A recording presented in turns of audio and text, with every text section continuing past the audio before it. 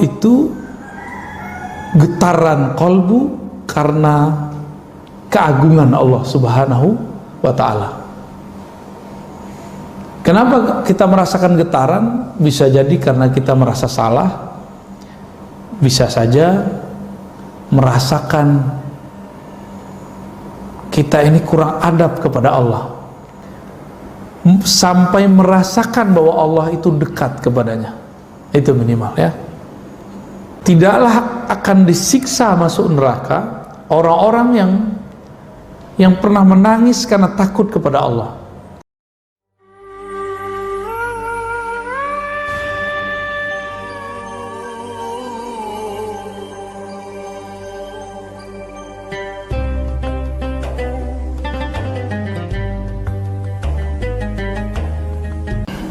Assalamualaikum warahmatullahi wabarakatuh.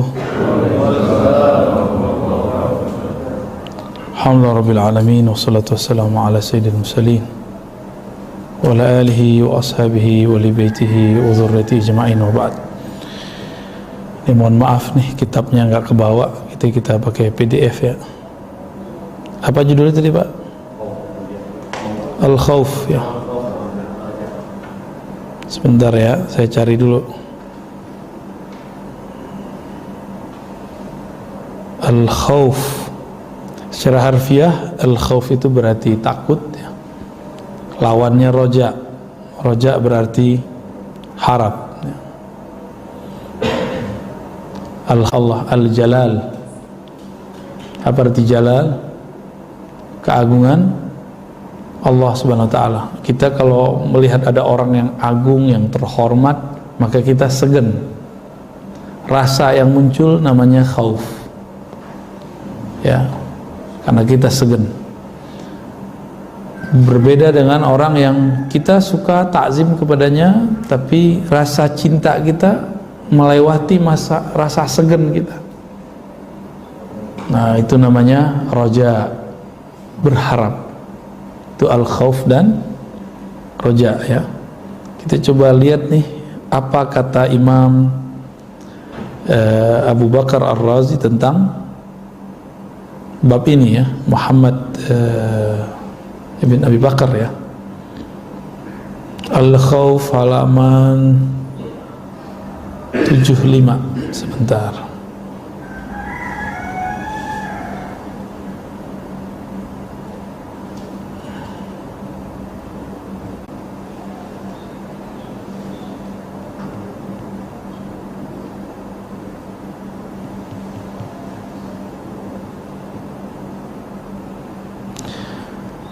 Al-Khauf tawakku makruhin aw fawatu mahmubin. Nah, begitu kata beliau. Khauf itu ketika ada rasa takut saat terjebak ke dalam sesuatu yang dibenci oleh Allah Subhanahu wa ta'ala. Aw fawat mahbubin, atau khawatir sesuatu yang dicintai hilang. Itu muncul rasa takut, benar ya? Kita melakukan sesuatu yang makruh, dibenci Allah, kita merasa kemudian tidak nyaman, merasa ini berbahaya ini. Itu sudah khauf. Ada kewaspadaan. Atau bahkan kita malah maksiat lalu muncul rasa bersalah. Itu namanya khauf. Ya, itu maksud teks pertama. Qila huwa istisy'arun nafs ma yakduru haluha fil mustaqbal. Rasa yang muncul dalam diri, nah ini penjelasan tambahannya, terhadap ma yakduru haluha fil mustaqbal. Khawatir mengenai di masa depan kita akan merasakan sesuatu yang, atau mengotori diri kita sendiri. Kajian-kajian akhir zaman jika tidak berdasarkan ma'rifatullah, yang muncul hanya khauf, rojanya nggak ada. Tahu kajian akhir zaman? Kajian-kajian tentang Dajjal, tentang Mahdi, tentang fitnah-fitnah, kekajian di akhir masa nanti. Itu kalau tidak berdasarkan ma'rifat yang tajam cuma berdasarkan akliyat, hafalan, mungkin analisa-analisa kita terhadap dalil, itu yang terjadi nanti apa? Rasa khawatir. Maka coba lihat, saya cuma minta Bapak, Ibu, Saudara memperhatikan. Saya ada kajian akhir zaman, orang lain juga punya kajian akhir zaman. Rasakan bedanya. Ada perbedaannya. Kajian akhir zaman kita ambil dari para aulia-aulia dalam memahami dalil, bukan hanya dari para mufakirin, ahli-ahli pemikiran. Karena akhir zaman kabarnya diceritakan oleh Rasulullah. Rasulullah dapat berita lewat kolbunya, kolbu dari ruhnya. Siapa yang mengabarkan? Allah Subhanahu wa ta'ala. Maka cara memahaminya harus lewat kolbu, nggak bisa lewat ini. Kalau lewat ini apa yang terjadi? Beberapa ustadz itu sudah pengen selamat, beberapa dai itu sudah mengajak orang buat perumahan akhir zaman.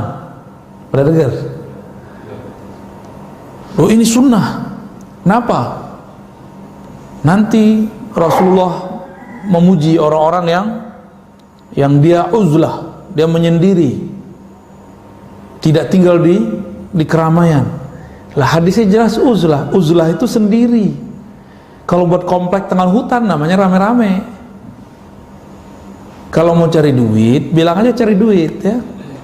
Gak usah bawa-bawa akhir zaman. Ya. Atau emang nggak ngerti, bilang nggak ngerti. Di atas wali ada wali, di atas orang alim ada orang alim. Nanya kepada orang yang lebih alim. Jangan tebak-tebakan. Ya, jadi bab ini bab yang berbahaya. Nah, kajian akhir zaman bisa membuat orang takut kalau dia tidak punya ma'rifatullah. Maka harus balance antara khauf, roja, rasa takut, dan roja, rasa harap.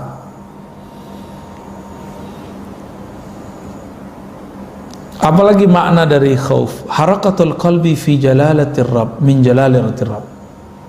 Tadi saya sudah sebutkan di pengantar. Khauf itu getaran kolbu karena keagungan Allah Subhanahu wa ta'ala. Kenapa kita merasakan getaran? Bisa jadi karena kita merasa salah, bisa saja merasakan kita ini kurang adab kepada Allah. Pernah gak merasa, ya Allah saya gak pantas? Pernah merasakan begitu?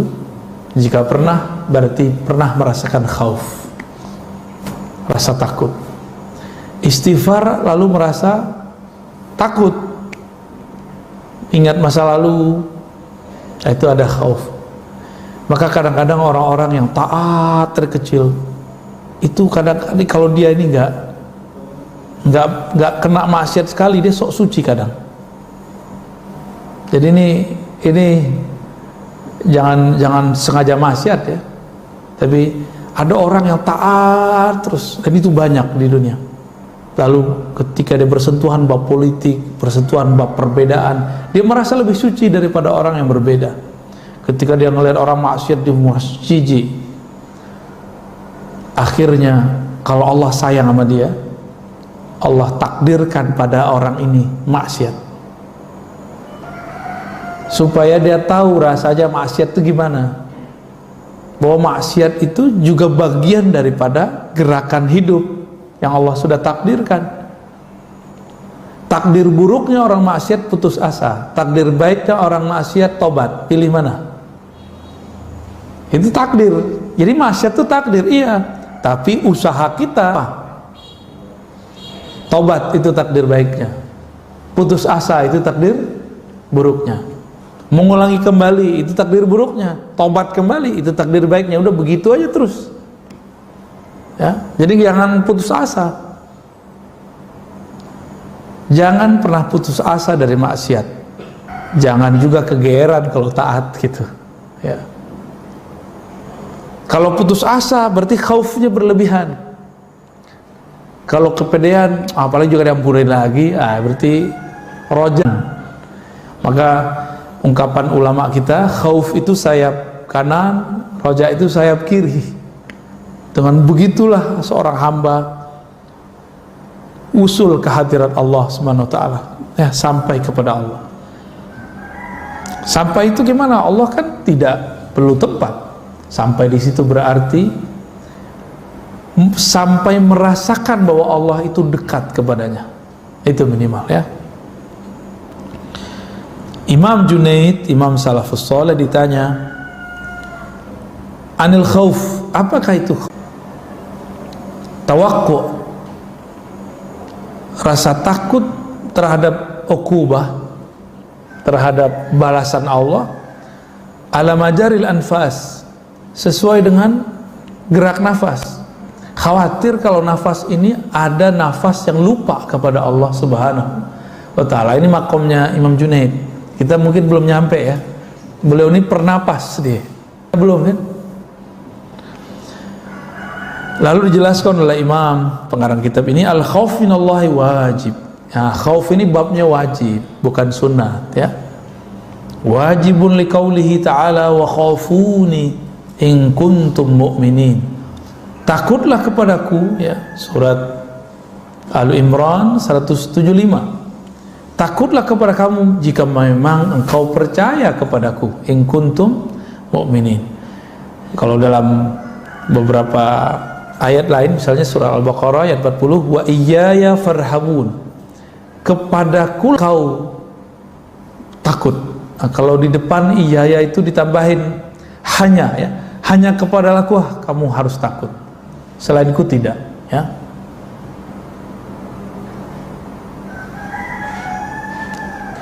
Allah itu memuji para nabi, para wali dengan rasa takut itu. Yad'unana raghaban wa rahaba. Mereka berkami dengan penuh rasa harap dan rasa takut. Harap diterima, takut ditolak. Nah, itu maksud juga, ya. Wa yakhafuna rabbahum min fawqihim. Mereka takut kepada Allah min fawqihim. Nah, ini orang menjadikan ayat ini dalil bahwa Allah di atas. Pada min fawqihim, dari atas mereka, itu nggak mesti berarti Allah di atas. Karena kata fawq bisa berarti seperti dalam surah Al-Baqarah, innallaha la yastahi ay yadriba masalan ma ba'udatan fama fawqaha. Kata fawqa itu artinya yang lebih kecil daripada ba'udah. Ba'udah artinya nyamuk, ya. Dan ayat-ayat yang lainnya, yakhshawna rabbahum yakhafuna su'al hisab. Nah, dalam sebuah hadis disebutkan oleh Imam Suyuti bahwa hadis ini, ya, hasan lah, ya, riwayat Fiddar. Tidaklah akan disiksa masuk neraka orang-orang yang pernah menangis karena takut kepada Allah. Jadi semua tangisan itu mardud, ditolak, kecuali satu tangisan, tangis. Jadi air mata itu bisa madamin api nerakanya kita ini masing-masing punya nerakanya. Nah, itu tetes air mata takut itu bisa memadamkan api neraka. Itu dia, ya. Kenapa? Karena neraka itu milik Allah. Allah menyebutkan neraka sebagai simbol daripada siksanya, jalalnya. Siapa yang nangis di situ, terlihat ada jamalnya Allah, rahmatnya Allah Subhanahu wa ta'ala. Bagaimana Nabi mengilustrasikannya? Tidak akan masuk neraka, tidak akan disiksa orang yang takut kepada Allah lalu nangis sampai air susu ke dalam susunya. Bisa nggak air susu balik? Nggak pernah bisa, ya. Nggak pernah bisa. Sekali keluar ya udah nggak bisa masuk lagi. Berarti selama-lamanya. Nah, ini yang menarik nih. Maka saya nggak percaya ada orang murtad itu kecuali dia belum benar-benar Islam sebenarnya. Orang-orang yang pernah nangis menyebut nama Allah, itu rasa tangis itu, rasa getar di kolbu itu tidak akan pernah hilang. Dia akan ada selama-lamanya. Belajar lewat zohir dulu, batin dulu yang dibenerin. Kalau hijrah, yang dihijrahkan kolbu dulu, bukan zohirnya. supaya kolbu ini benar-benar bergetar kepada Allah, disebut namanya, maka kemudian ada getarannya, disebut namanya di hadapannya, ya. Ini banyak orang hijrah, ngaji, tapi apa yang terjadi? Kolbu tambah keras, sibuk nyalahin orang, berarti nggak ada yang nggak beres di kolbunya itu, ya. Jadi kalau kita benar-benar mau belajar Islam, mulai dari kolbu, karena Al-Quran turunnya ke dalam kolbu, bukan ke sini. Ini hanya alat untuk memahami, menerjemahkan bahasa-bahasa kolbu, ya.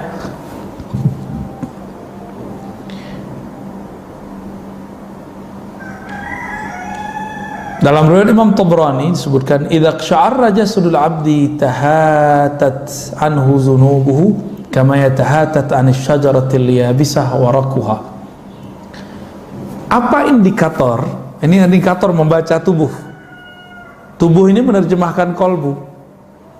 Kita kalau istighfar, doa, muhasabah, sholawat, zikir, lalu ada merinding. Pernah merinding nggak kalau berzikir? Atau merinding di saat ada ta'lim yang membuat kita ingat kepada Allah? Jika antum merasakan itu, maka pada saat itu tahatat zunubuh, dosa-dosanya gugur seperti gugurnya daun-daun di musim gugur. Di Indonesia nggak ada musim gugur, ya, tapi karena ada beberapa pohon seperti pohon kapas, dia gugur di musim tertentu. Coba perhatikan, dia ketika kolbu ini bergetar, tubuh ini kemudian merinding, bulu roma kita merinding menyebut nama Allah, merinding mendengarkan kalam-kalam Allah, kalam-kalam Rasulullah, kalam-kalam ulama, aulia-aulia Allah. Itu merindingnya membuat kita diampuni, ya. Nah, itu indikatornya. Antum baca sholawat, ada perasaan merinding nggak? Gitu. Itu lagi dijawab tuh sholawatnya sama Rasulullah Sallallahu Alaihi Wasallam, ya. Karena kebanyakan orang nggak merasakan, ya. Walakin la tash'urun, tapi kamu tidak mengetahui, tidak merasakan. Tash'ur dari syar, bulu roma, tapi kamu bulu romamu tidak merasakan hadirnya para aulia, hadirnya para syuhada yang sudah wafat. Jika para aulia, para syuhada masih hidup di alam lain, nabi yang membuat syuhada itu mulia, aulia yang karena nabilah mereka menjadi wali, kira-kira lebih aula ayyakuna hayyan, lebih utama hidup, ya, lebih Bismillah.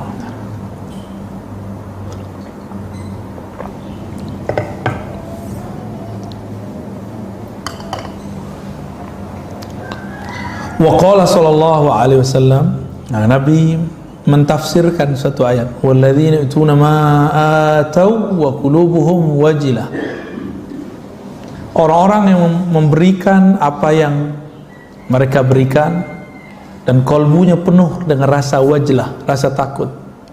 Ai khaifah alla yuqbala minhum a'malul bir. Jadi kita nih ciri-ciri indikator kalau kita sudah ada masuk nih rasa takut ke kolbu, kita beramal, memberi sedekahkah, berzikirkah, sholatkah, lalu ada perasaan khawatir nih nggak diterima, merasa nggak pantas diterima, itu masuk semua tuh ke bab khauf. Kalau indikator ini sudah ada, berarti sudah mulai bagus kolbunya, ya. Kana an-nas ya'uduna Dawuda wa yazunnuna annahu marid wa lam yakun bihi illa syiddatul khauf min rabbih.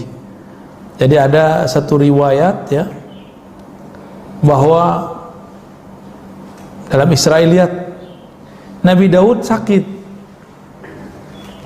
terlihat sama orang, tapi sebenarnya beliau nggak sakit, beliau cuma ketakutan habis membaca Az-Zabur, lalu badannya lemas, bergetar, panas dingin.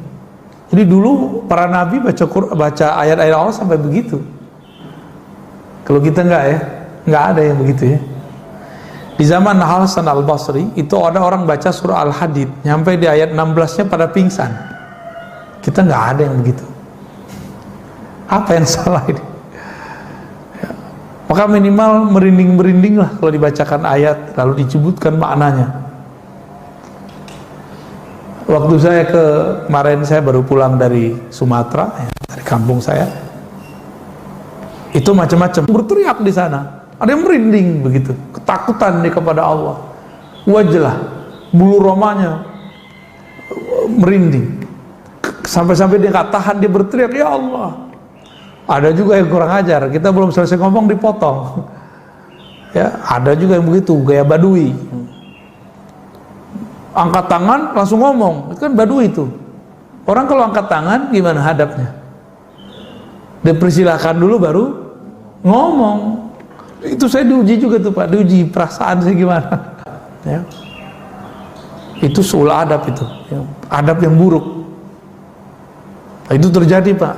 Tapi yang bagus adab banyak juga. Cuma kadang-kadang kita diuji sama yang buruk adab doang. Ya. Nah, ada sebuah kalam, ini hadis juga. Rasul hikmah makhafatullah. Hikmah, orang kan belajar hikam, lalu menemukan hikmah dalam hidup. Apa inti dari hikmah? Makhafatullah, rasa takut kepada Allah Subhanahu wa taala.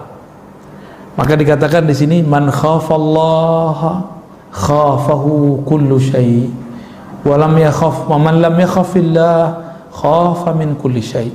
Nah, ini hadisnya riwayatnya hasan ya kalau digabung dengan riwayat yang lain. Siapa yang takut kepada Allah, maka segala sesuatu akan takut kepadanya.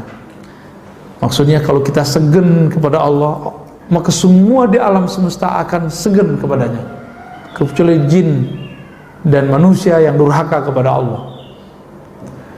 Sebaliknya, siapa yang tidak takut, tidak segan, tidak hormat kepada Allah, maka dia akan takut kepada segala sesuatu. Apa aja takut? Corona takut, nggak corona takut. Trauma 2019 takut, ntar mau 2004 takut duluan. 2024 belum datang udah takut duluan.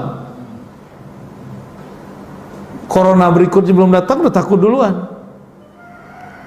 Kedinginan ini ya. Jangan-jangan lebih kotoran itu Pak ya, karena jangan-jangan jarang dicuci tuh. Taruh aja kan, percaya kalau bersih. Kalau kita batuk-batuk di situ. Kalau karpet semoga dibersihkan sering-sering ya. Kalau semoga tiap hari ada yang bersihin. Ya, emang usahanya lebih banyak sih. Di masjid-masjid besar sudah rapat, sudah ya, semoga coronanya masih tidur lah. Kalau nanti muncul bangun ya siap-siap aja Pak ya. Raditu billahi rabba, ridha kepada Allah. Virus itu nggak ada yang bergerak sendiri, itu ada intervensi manusia. Berarti ada yang makar kan? Bener, ada yang makar toh? Takut nggak Pak? Yang ngeri kalau kita dengar cerita konspirasi, ngeri. Tapi tenang aja, Allah itu baik, lebih cakep dalam membuat makar. Fallahu khairul makirin. Mereka mau makar sekarang, silakan ente makar ya. Allah Tuhan kita lebih baik makarnya. Maka kurang-kurangi Pak karbo dari sekarang. Tuh saya virus itu tumbuhnya lebih gampang kalau ada karbo. Kurangi yang manis-manis di badan. Bapak ini dan manis ya. Itu khairul makirin, lebih baik makarnya daripada mereka. Tenang aja Pak, nggak ada namanya orang buat jahat terus dia enak, nggak ada ya. May ya'mal syarran wa may ya'mal syarran yarah. Yang berbuat buruk cash kontan dia akan melihat hasilnya. Itu aja. Jadi saya itu udah hilang kadang-kadang rasa khawatir itu untuk masalah-masalah yang gituan. Nah, yang saya takutkan Allah ini terima kita atau enggak, itu aja yang saya khawatirkan.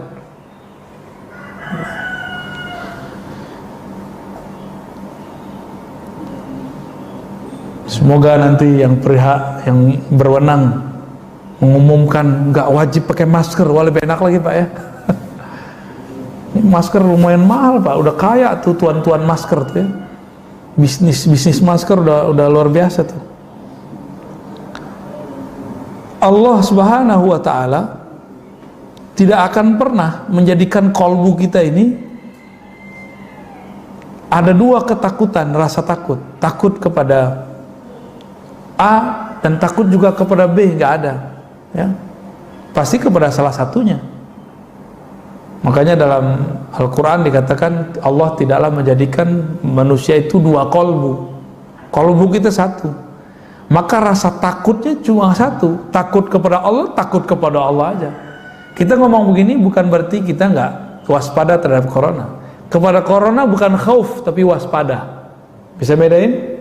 Kita tidak takut corona tapi kita waspada kepada corona. Kepada Allah takut. Bisa bedain? Jangan konyol juga bilang gak usah takut kepada corona, gak usah waspada. Itu konyol juga tuh. Mengada buktinya orang meninggal kok ya. Kalau antum gak percaya, gak masalah. Buktinya ada. Ya. Semuanya ada. Jadi kita nggak usah terlalu kemakan teori-teori yang aneh-aneh juga.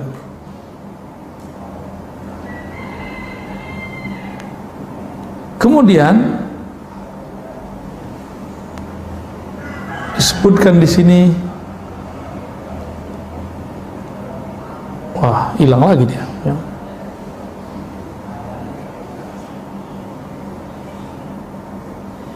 Rasa takut ini muncul kalau orang biasanya maksiat, udah itu aja. Rasa takut muncul kalau orang maksiat. Maka kalau antum ceramah kalau antum nangis tuh kita curiga, jangan-jangan ingat maksiat nih. Tapi nggak usah khawatir, bagus, itu bagus. Nah, apa kata Allah Ta'ala? Wa izzati wa jalali la ja'al man amana bi sa'min layla wa nahar kaman la yu'min bi nafsi biyadihi law akhta'tum hatta tamla khatayakum ma baina as-sama'i wal ard summa astaghfartumullaha la ghafarakum. Dan demi jiwaku yang ada dalam genggamannya, ya, seandainya lalu kalian minta ampun, Allah ampuni. Gampang toh? Berarti Allah kasih harapan nggak? Kalau Allah kasih harapan, Allah kasih harapan, maka disebut roja. Ya, itu kenapa ada suara saya lagi tuh Pak? Ya, kecilin aja Pak.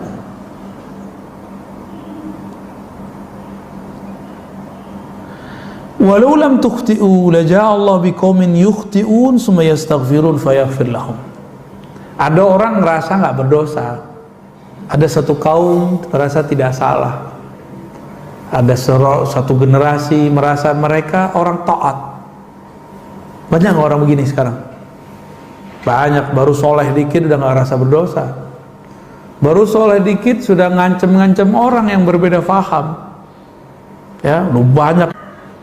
Ya, lalu nakut-nakutin orang. Pernah nggak ditakut-takutin orang Pak? Ntar kamu dihisap loh di sisi Allah. Pernah gituin nggak? Saya hampir tiap hari Pak digituin orang. Maklum, kita juga ceramah tiap hari soalnya. Tapi sombong sekali ngomongnya. Ittaqullah, takutlah kamu kepada Allah. Semoga kamu dapat hidayah. Gitu. Dia lupa mendoakan dirinya sendiri. Ya kalau saya amin aja, amin. Ya. Taruh hati-hati kamu dihisap. Ya itu urusan saya, ntar dihisap. Itu urusan ente. Ya. Nggak usah ngancem-ngancem kita dengan kata hisap. Ente aja selamatin dulu dirinya. Jadi kita ini kalau beda paham sama orang nggak usah bilang ntar kita lihat aja deh. Ntar ente dihisap. Nggak usah ngancem-ngancem gitu. Ya. Kalau kita beda paham dengan orang, ya sudah beda aja. Tapi ada orang yang udah kehabisan hujjah, udah kehabisan dalil, karena nggak mau punya dalil. Dalilnya cuma kullu bid'atin dhalalah. Ya enggak? Di luar itu dia nggak punya dalil. Kita sebutkan dalil, dia bilang nanti kamu hati-hati dihisap. Ya hisap urusan kita, nggak usah diancam-ancam. Kita sudah mempersiapkan apa yang kita buat, jawabannya di sisi Allah Subhanahu wa Ta'ala. Insya Allah harus dipersiapkan Pak, jangan nggak dipersiapkan. Imam Bukhari itu ngajarin kita begitu, kata Imam Bukhari, tiadalah aku membuat sesuatu kecuali aku siapkan di sisi Allah Subhanahu Wa Ta'ala hujahnya. Ini beliau yang ngajarin kita nih, karena semua bakal ditanya. Dan surah Alhaakumut Takatsur di akhir ayat kan jelas sekali, semua yang diberi akan ditanya. Saya dapat kopiah, ini ditanya semua nih Pak. Pertanyaannya lama ini.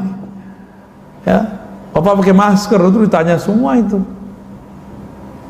Baju ditanya semua, dari mana, dipakai apa, gimana cara dapatnya. Banyak pertanyaan ntar. Kita nggak usah ngancem-ngancem orang. Kita makan nggak basmalah aja dihisapnya berat. Ya. Jadi kalau antum debat dengan siapapun, jangan ancam dia dengan kata hisab, kata neraka, nggak usah. Itu hak prerogatifnya Allah Subhanahu wa Ta'ala. Ya. Kalau kamu tidak merasa berdosa, nggak apa-apa, kata Allah.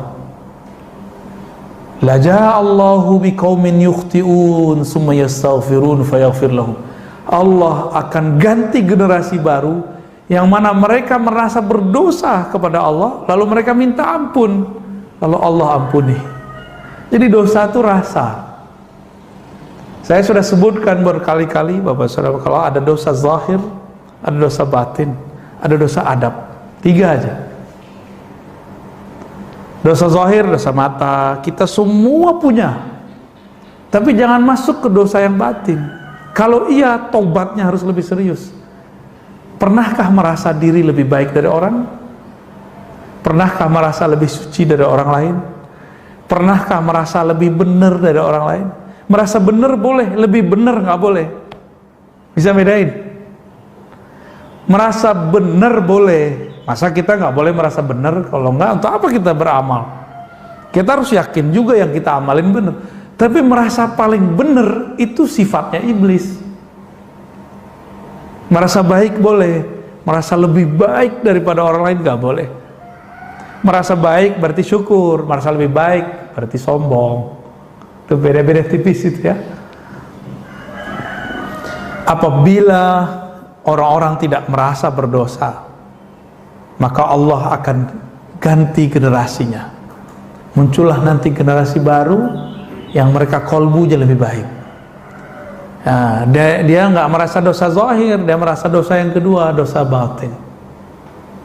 Dosa batin itu yang paling ringan tapi paling bahaya. Apa itu? Ghaflah, lalai kepada Allah Subhanahu Ta'ala. Lalai itu satu napas naik turun, ada kelalaian di situ, itu sudah berbahaya. Apa kata Allah di Quran? Wala takun minal ghafilin, jangan kamu lalai. Sempat lalai, kena larangan itu. Beriman kekasih Allah, dia merasa bermaksiat walaupun dia nggak perlu korupsi, zina, ngambil hak orang, nyakitin orang, nggak. Dia lupa, ingat Allah di kolbunya sudah disebut maksiat. Apalagi kalau dia pernah dosa zahir, itu lebih dahsyat lagi tobatnya. Dosa batin aja nih, nafasnya kosong dari menyebut nama Allah, kosong dari mengingat nama Allah, apalagi dalam sholat.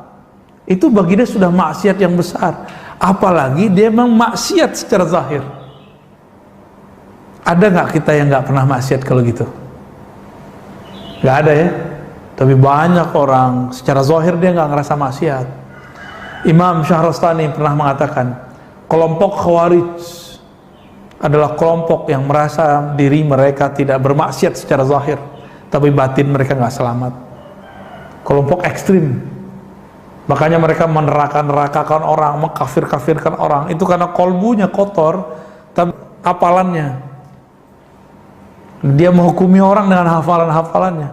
Dan ini berbahaya. Ya. Ini yang akan kita hadapi nanti. Jadi Bapak Ibu Saudara yang bukan Allah, yang kita hadapi di masa depan, itu orang-orang yang soleh secara zahir, tapi batinnya kotor. Kita merasa diri kita kotor zahir dan batin, lalu kita tobat, itulah senjatanya. Kalau nggak ada rasa itu, wah kita lewat sama mereka ya.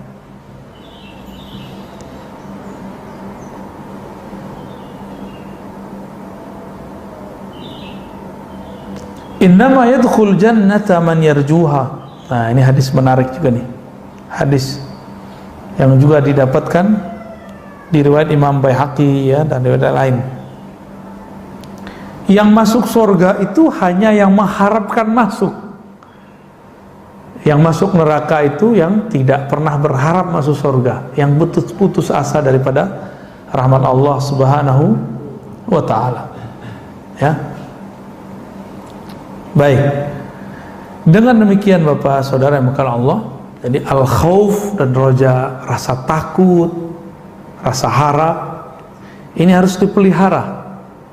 Nah, inti dari rasa takut itu bukan hanya sekedar dari maksiat, tapi inti dari rasa takut itu karena Allah itu punya sifat namanya Jalal. Apa tadi namanya Jalal? Keagungan. Kita segan kepada Allah Subhanahu wa ta'ala. Ini ilustrasi biar gampang, Pak. Punya guru nggak dulu yang kita segani di sekolah? Berani nggak buang sampah depan dia? Nggak berani ya? Tapi kalau gurunya pergi, buang sampah lagi nggak? Iya, berarti kita takut kepada dia. Ada guru yang kita sukai dulu di sekolah? Ada ya? Lalu dia ketika mau buang sampah, di depan dia yang lagi buat sampah, dia mau ambil sampah, karena kita sayang sama dia, kita bilang, maaf Pak Guru, biar kami aja yang buang. Kita sayang. Jadi khauf dan roja ini dua kejadian rasa yang dia bercampur aduk di kolbu, bercampur aduk di dalam kolbu. Pernah suka seseorang? Pernah ya? Khawatir nggak kalau cinta kita ditolak? Iya. Galau nggak kalau kita nggak diingat-ingat sama dia? Galau ya. Jadi kalau dia nggak kirim salam, kayaknya aneh hari itu. Atau kalau nggak ketemu dia sesaat, kayaknya aneh. Nah inilah bab yang mau saya sampaikan sebagai penutup. Al-khauf dan roja itu jika didasari kepada cinta, maka dia rasanya lebih ringan, lebih asik. Didasari apa? Cinta. Kita ini kalau nggak ketemu dengan, muncul lagi bab rindu. Dalam rindu itu muncul rasa takut. Jangan-jangan nggak diterima nih. Jangan-jangan dia ingat yang lain nih. Jangan-jangan perhatiannya kurang nih. Maka orang yang khauf dan roja ini sibuk. Ketika dia mau bertemu atau ada kesempatan bertemu dengan yang dia sukai ini, dia akan mencari perhatian. Bajunya dibagusin, mukanya dibersihin, model rambutnya dibenerin. Itu kalau kekasihnya fisik, manusia. Kalau yang kita cintai itu Allah, gimana? Karena Allah, mari cari perhatian Allah.